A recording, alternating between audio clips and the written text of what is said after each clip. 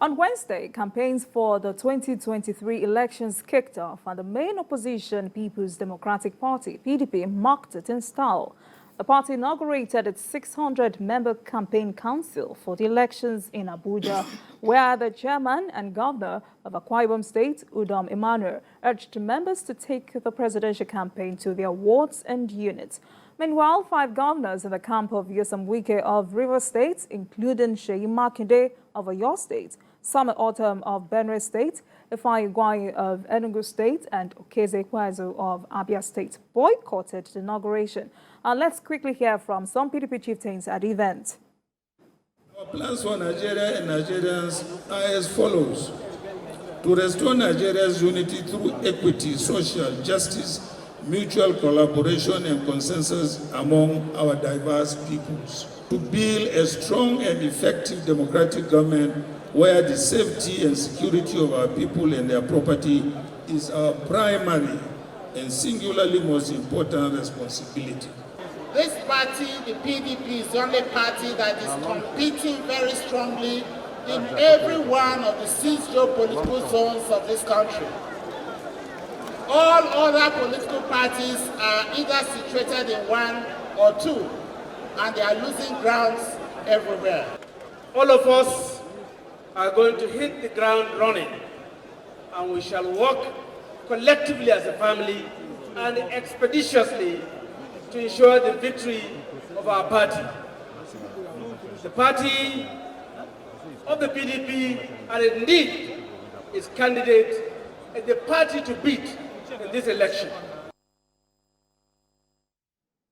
All right, so another high point of the event was the unveiling of 3 books, like a memoir for Vice President Atiku Abubakar.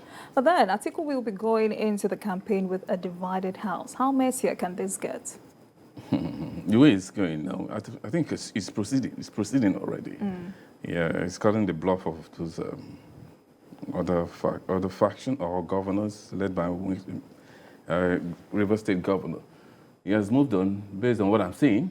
He's kicked off the campaign yesterday, and some governors boycotted it. He sent some message that we're not part of it. He has made effort in the past.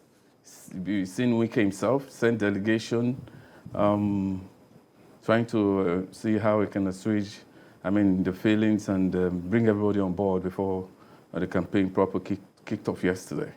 So I think he has moved on, and because of course they can't wait forever. But I think as moving on doesn't mean reconciliation effort is stopped. I think maybe there are certain things going on underneath, and he still need all those people though.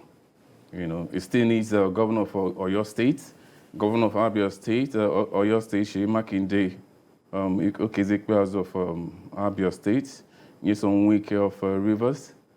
Ugwuanyi, this governor of Enugu State, he was in Enugu 2 days ago, and the governor didn't come yesterday. So I can't actually tell what's going on. But in politics, anything can happen the next second. Yes. So I believe there are still certain things could be done, but I wish them well. All right, Dari, before I come to you, please, let's quickly pay some bills. I'll be right back.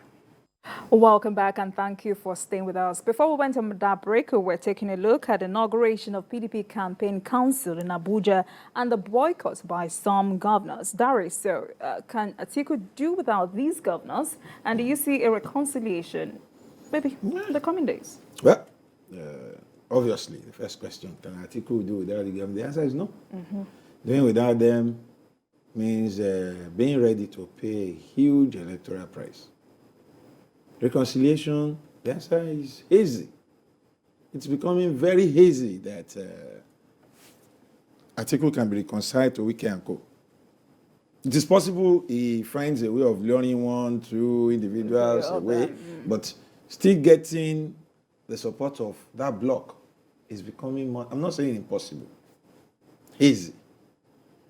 And why? Because I think everything that ought to be done are now done. I read a piece somewhere, and the title was, "What does Governor Wike really want?" And I think that's the question on all lips now. What exactly?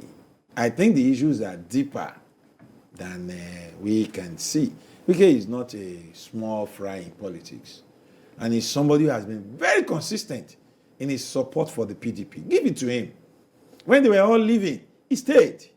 And everywhere, beyond the state, it was Wike who went to Cross Rivers. When the governor decamped to APC, he went there and ensured that the party in Cross River State is standing. And today, the party is as strong as ever. It was the same Wike who was in Edo. When the PDP, they were having issues, and he ensured that he got a sitting governor to join, strengthened the party.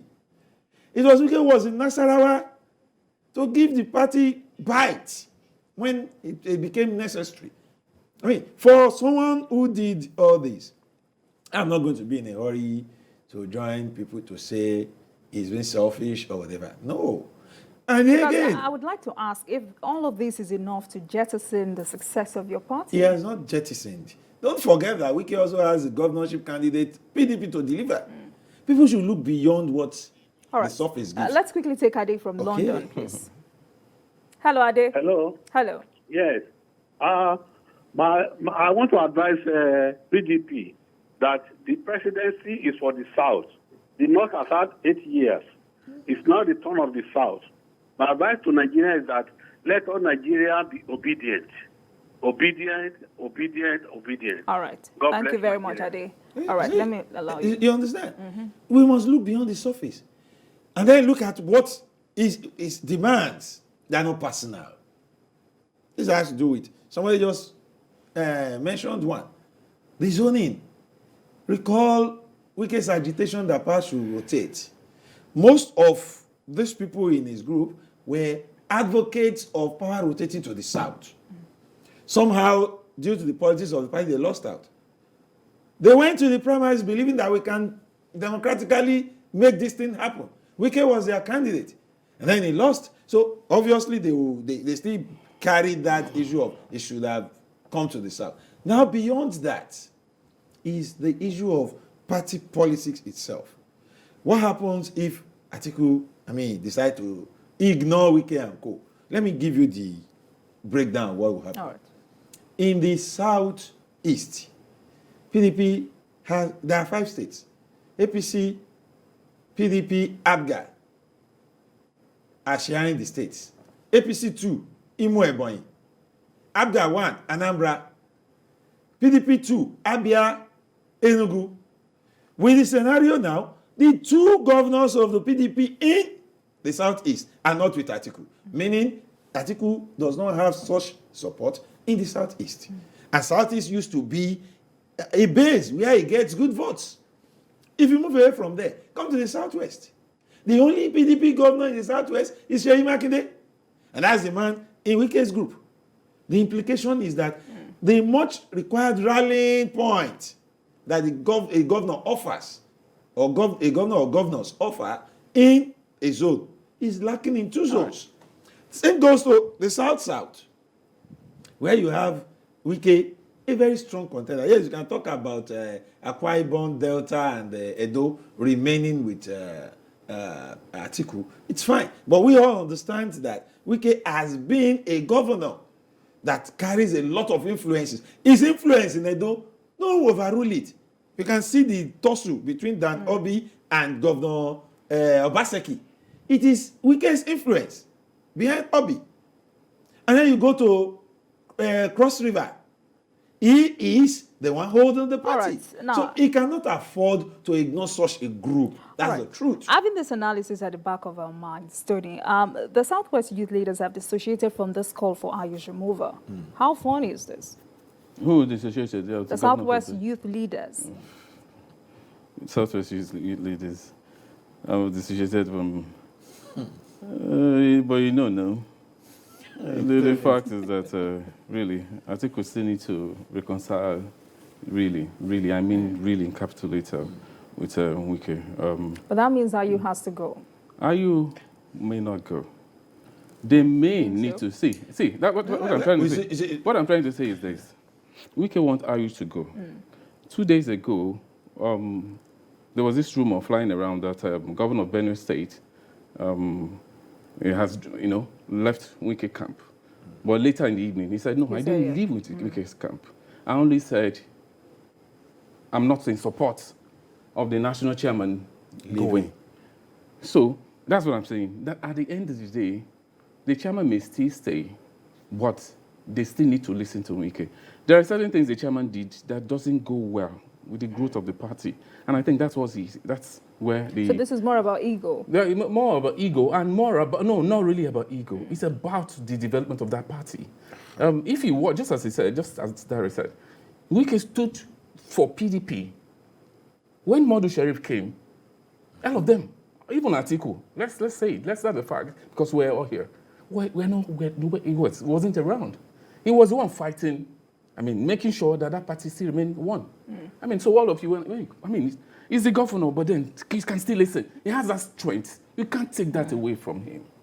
You can't take, for somebody to hold 5 governors down, it's not easy. A fellow governor holding the other 4 governors down, say, please don't go. And they are holding down for him. They've been doing that for some time. That gives you an idea of his strength. And look at the way he went for the party primaries. Well, what thought it was a joke. He almost defeated Atiku, even for Tambuwa. Okay. So it tells you that he has that strength that you undermine him at your own peril. And Atiku knows that. Right. And that's why he's making effort.